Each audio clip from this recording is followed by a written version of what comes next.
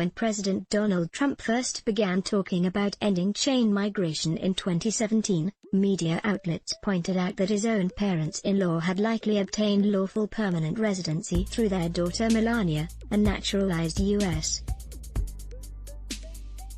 citizen. At the same time that Trump was ranting on Twitter, chain migration must end now. Some people come in, and they bring their whole family with them, who can be truly evil, not acceptable. His wife's parents were in the process of becoming U.S. citizens after 5 years as so-called green card holders. Advertisement. When the coronavirus pandemic was declared, Trump saw his chance to attack immigration policies that reunite families, and in April 2020 he announced a 60-day ban on green cards that impacted people like his parents-in-law were when they lived in their home country of Slovenia. At the time he announced the ban, I was in the process of applying for my own elderly parents to obtain lawful permanent residency in the United States, just as Melania Trump must have done only a few years ago. Under existing immigration law, U.S. citizens have been able to sponsor their spouses, children, siblings, and parents to obtain green cards or permanent residency. Since his presidency began, Trump has wanted to limit that sponsorship to only spouses and children under 21. To that end, he backed the RAISE Act, which would effectively have done through legislation what his unilateral ban accomplished through executive order under cover of the COVID-19 crisis. When a 60-day ban was up in June 2020, Trump extended it to the end of the year and added a number of other visas to the list, including H-1B visas for foreign workers, to match the outlines of the failed RAISE Act. The White House claims that the ban will keep 525,000 foreign workers out of the country and make those jobs available to U.S. workers at a time of mass unemployment. One immigrant advocacy group pointed out that Trump's ban is designed to favor immigrants from Western Europe. The ban is the brainchild of Trump advisor Stephen Miller, who entered the White House with Trump and is considered to be the driving force behind Trump's racist anti-immigrant agenda. Miller began his job with a wish list of the types of immigration and immigrants he wanted to ban, both undocumented and legal. He is considered the architect of the Trump administration's most cruel policy, separating parents from their young children after they crossed the U.S.-Mexico border. Since 2017, he has been the brains behind Trump's Muslim ban, the restrictions of refugee quotas, the cancellation of the Deferred Action for Childhood Arrivals (DACA) program, and more. Today, under cover of the COVID-19 pandemic, Trump has been busy deporting young immigrant children in violation of the United States' own anti-trafficking laws. Miller's uncle David Glauser wrote about the hypocrisy of his nephew's agenda, saying that had the United States adopted Miller's anti-immigrant wish list when his ancestors were escaping the Nazis, the family would have perished. America's immigration policies have long served white elites like the First Lady, but the rest of us have often been deprived of accessing those same policies. Advertisement. For all of Trump's talk about prioritizing American workers, he has already carved out exceptions for any alien seeking to enter the United States to provide temporary labor or services essential to the United States food supply chain. In other words, there are some jobs that Americans are too good for and that only low-wage immigrant labor will do, The Washington Post pointed out. So far this year, the Trump administration is approving H-2A visas at a rate 15% faster than last year, and it took steps to make it easier for farmers to hire temporary farm workers even after the pandemic began. The U.S. Chamber of Commerce has decried Trump's new ban, saying, "Putting up a not welcome sign for engineers, executives, IT experts, doctors, nurses and other workers won't help our country, it will hold us back." Indeed, at a time when health care workers especially are in short supply, and more than 15% of all doctors and nurses nationwide are immigrants, it is unclear how a ban on H-1B visas that limit such workers into the country until December will help Americans. Jobless Americans are hardly going to rush to medical and nursing schools, incur huge debts, fast-track their degrees at an unheard-of rate, and emerge as fully-fledged professionals in time to handle the expected surge of new COVID-19 cases. It is also unclear how preventing U.S. citizens like me from bringing my retired elderly parents will help American workers. My parents plan to bring their entire life savings with them to spend on private health insurance and other basic needs until the end of their lives, thereby creating jobs and stimulating the U.S. economy. More importantly, they will be able to spend the golden years of their lives with their daughter and family, instead of alone and isolated. But to Trump, my parents do not deserve the same treatment as his in-laws did. Advertisement. As the immigrant advocacy group Value Our Families declared recently, immigration is not just about the economy.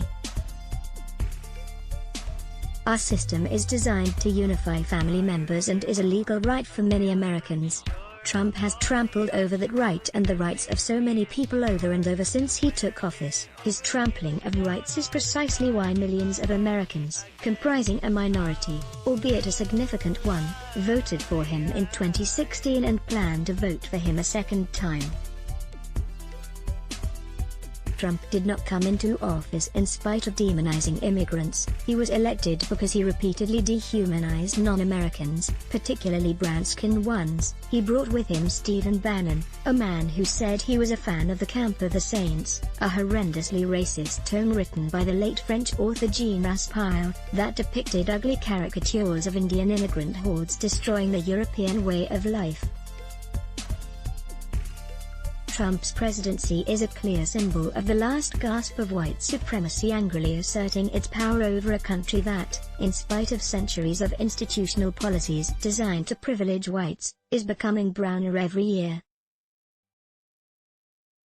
As someone who spent the last 30 years of my life navigating the intricacies and obstacles of the U.S.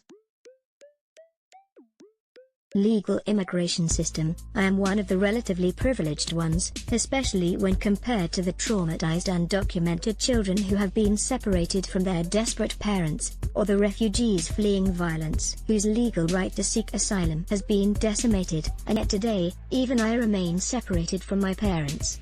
Advertisement. Trump's unilateral ban on green cards and immigrant work visas upends congressional legislative oversight.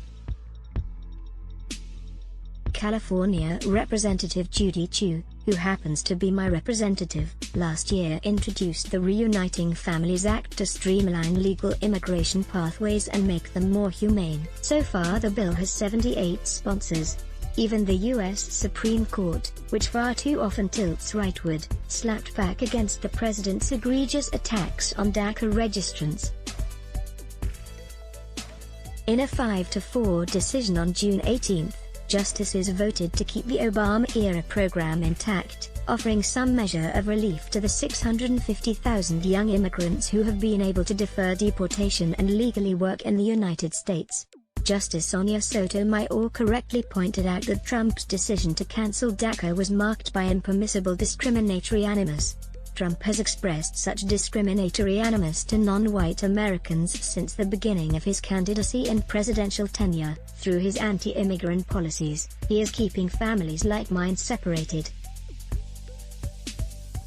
He has made no secret that his goal is to preserve white domination in America, and it is for that reason he has enjoyed the fervent, irrational, cult-like following of millions of Americans terrified at the prospect of equality with non-whites. Advertisement. Shnali Kolatka is the founder, host and executive producer of Rising Up with Shnali, a television and radio show that airs on Free Speech TV and Pacifica stations. This article was produced by Economy for All, a project of the Independent Media Institute. Enjoy good journalism? Then let us make a small request. The COVID crisis has cut advertising rates in half, and we need your help. Like you, we here at Raw Story believe in the power of progressive journalism. Raw Story readers power David K. Johnston's DC report, which we've expanded to Keep Watch in Washington. We've exposed billionaire tax evasion and uncovered White House efforts to poison our water. We've revealed financial scams that prey on veterans, and legal efforts to harm workers exploited by abusive bosses. And unlike other news outlets, we've decided to make our original content free, but we need your support to do what we do. Raw Story is independent. Unbinged from corporate overlords, we fight to ensure no one is forgotten. We need your support in this difficult time. Every reader contribution, whatever the amount, makes a tremendous difference. Invest with us. Make a one-time contribution to Raw Story Investigates, or click here to become a subscriber. Click to donate by check. Value Raw Story? Then let us make a small request. The COVID crisis has cut advertising rates in half, and we need your help. Like you, we believe in the power of progressive journalism, and we're investing in investigative reporting as other publications give it the axe. Raw Story readers power David K. Johnston's DC report, which we've expanded to keep watch in Washington. We've exposed billionaire tax evasion and uncovered White House efforts to poison our water. We've revealed financial scams that prey on veterans, and efforts to harm workers exploited by abusive bosses. We need your support to do what we do. Raw Story is independent. You won't find mainstream media bias here. Every reader contribution, whatever the amount, makes a tremendous difference. Invest with us in the future. Make a one-time contribution to Raw Story Investigates, or click here to become a subscriber. Thank you. Let's block ads. Why? Show your love for him. Click the link in description. Thanks for watching.